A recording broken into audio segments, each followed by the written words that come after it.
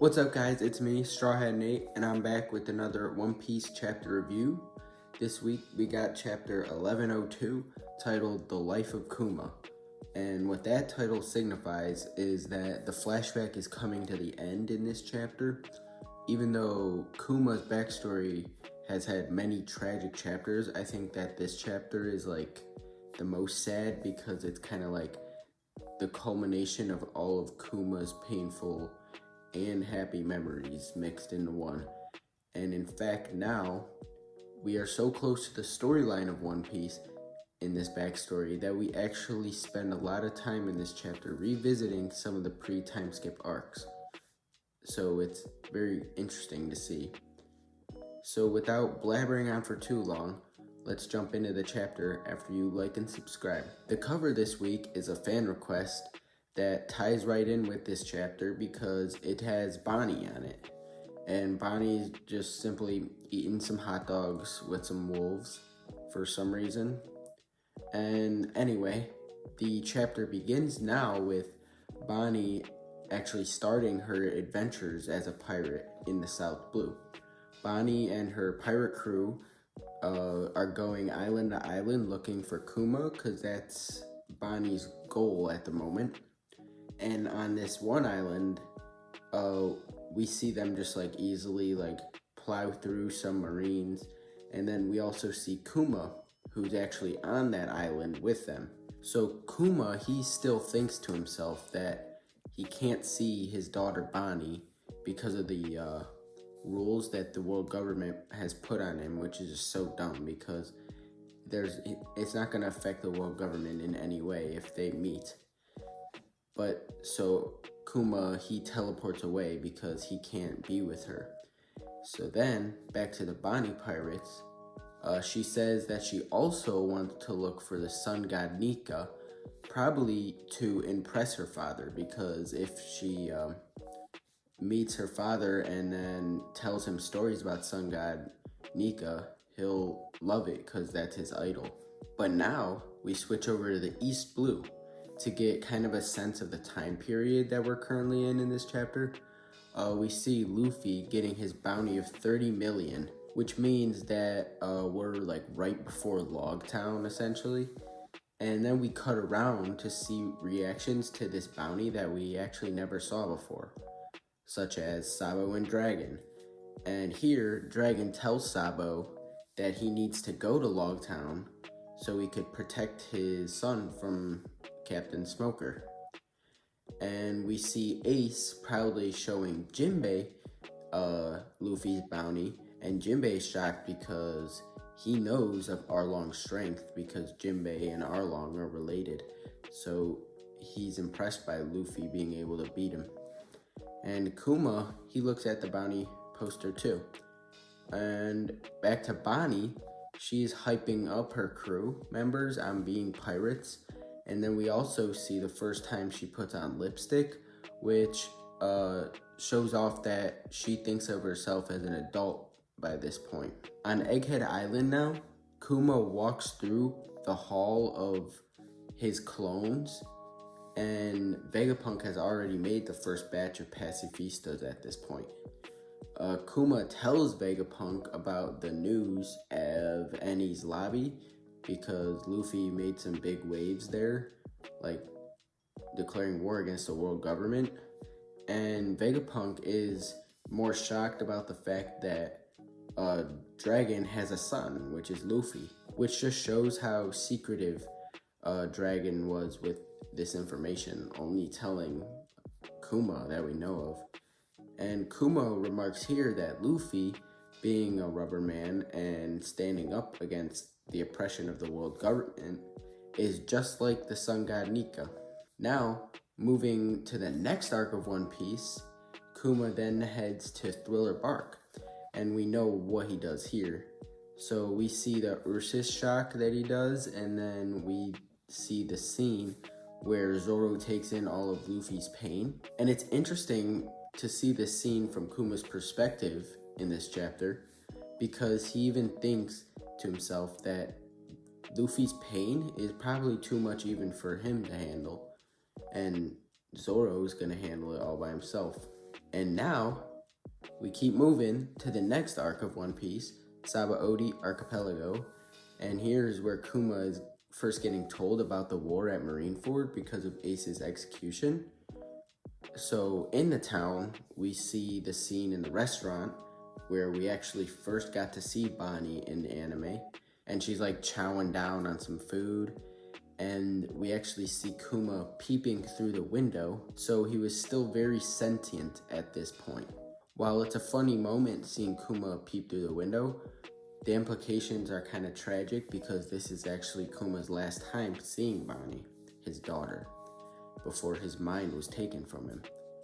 And he looks to the auction house next, where the big moment occurred where Luffy punched a celestial dragon, St. Charlos. And Kuma, who knows the world government well, is absolutely shocked by the disrespect towards the celestial dragons, and he remarks how bold Luffy is because they're 100% gonna send all of their forces to kill Luffy now.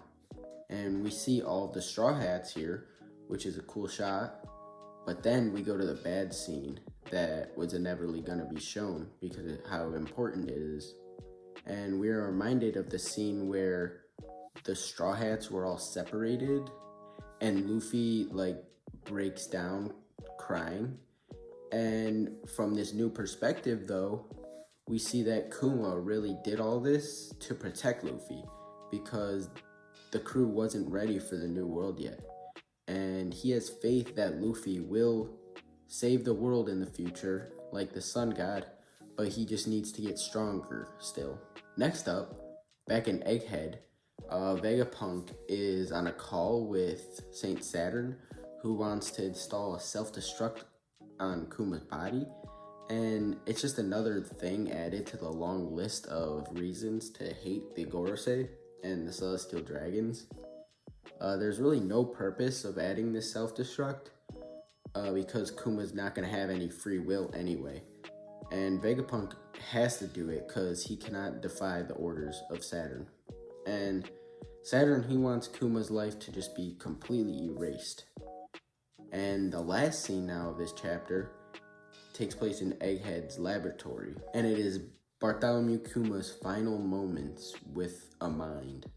And he has had 2 years of serving in the world government and while keeping his personality, but now it is time for him to be erased because of the deal that Saint Saturn made. And this is happening just before Marineford too, so they mention that his next mission will be at Marineford, but in this mission, he'll be a lifeless cyborg. He won't have any semblance of who he formerly was. And Kuma, as Vegapunk, if he can program him to protect the ship of the Straw Hat Pirates as just one last favor. And this just shows the hope that Kuma has in Luffy's potential. And Kuma believes that Luffy will be the one to liberate the world, just like Sun God Nika. And Kuma, he now extracts all of his memories into a paw bubble, and he tells Vegapunk that this bubble will disappear when someone touches it because all the memories will go to them. So Vegapunk has to be careful with it. Vegapunk actually designed a system to hold the memories without touching them. So that's what they do. They put it in that system. And then we get a full page dedicated to going through all of Kuma's memories as he grows through life. And it's a really impactful page. From his parents to Ivankov and Ginny, to his ally Dragon, to Gyogyo, to Ginny again as an adult, to then his daughter Bonney, and then to the man who helped him in the end, Dr. Vegapunk. And Kuma is just running through all of his memories. But then Vegapunk, flooded with tears, puts his hand on the lever as Kuma tells him his final request. And meanwhile, all the people of Egghead, like Sentomaru for example, are watching respectfully because it is kind of like a funeral service for Kuma. And so for Kuma's final request, It's just simply to wish Bonney a happy 10th birthday. And it pans away to Bonney in the present day, and she's bawling her eyes out because she literally just witnessed all of Kuma's memories that we just saw in all of these chapters. All of like the happy memories mixed with the suffering in Kuma's life that was shown in the last 8 or so chapters was experienced by Bonney in the lab that night. And that's the end of the chapter. Now it makes sense why Bonney was so angry at Saint Saturn last time we saw her, because Saturn has continually wronged Kuma throughout his whole backstory. And now that Kuma's backstory is actually over, I think we can say that it is the definitive best backstory in all of One Piece. It's impressive how Oda mixed a lot of like the tragic moments of the backstory with a lot of like callbacks and like fan service moments, such as God Valley. And the backstory spanned over 40 years, so it was able to show like every single tragedy of Kuma's life in a relatively short time. But I can't lie, I am excited to get back to the fight with Saint Saturn because it seemed like it was the climax of the Egghead arc. I'm not sure if we're going to return to where Bonney is in the lab room at the night before, or if we're going to return to Bonney actually stabbing Saturn where we left off. But either way, we'll have to wait to see because there is a break next week. So if you made it all the way to the end of the video, thanks for watching. Like and subscribe to show your support, and I'll see you guys in the next video. Bye.